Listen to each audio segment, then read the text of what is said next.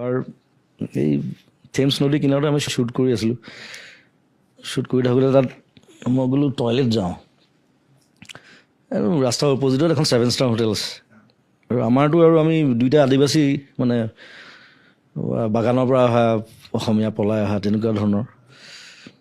চ' আমাৰ গেটআপ চেটআপবোৰ তেনেকুৱা 7 ষ্টাৰত মানে সোমাবলৈ অকণমান সি মানে ভয় খাইছে। সি কৈছে দাদা গাড়ী পৰা উলিয়াই দিব নেকি? মই বোলো এই ব'ল না, মই কথা পাতিম খালি, তই একো ক'ব নালাগে, তই ইয়া কৈ যাবি খালি।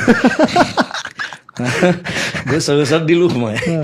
গৈ ঠাণ্ডাত গৈ টয়লেট গ'লোঁ। এতিয়া ফটকৈ টয়লেট বুলি ক'বলৈ দিগদাৰ, কাৰণ নিদিব বাহিৰতো যাবলৈ। ড্ৰেছ আপ বেলেগ দেখিছে আমাৰ গেটআপ, চব চাহবোৰ বহি আছে, পাৰ্টি চলি আছে দুইফালে।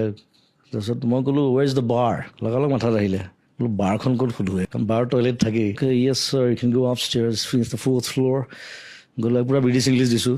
সি ভাবিছে এইটো কোনবা আহিলে, মূলা বান্দৰ টুপি পিন্ধি। বাৰ গৈছোঁ, ধুনীয়াকৈ ড্ৰিংক দুটা মাৰিছোঁ, টয়লেট গৈছোঁ, তাৰপিছত নামি আহিছোঁ। লাউঞ্জত গোটেই চব মানুহ বহি আছে গোটেই। মই বোলো সিদ্ধাৰ্থ, বোলো কি দাদা? বোলো চাদা মাৰ। কৈছে দাদা এতিয়া পুলিচত দিব কিন্তু আমাক। বোলো দেই কোনে কৈছে ব্ৰিটিছে চাদা নাখায় বুলি?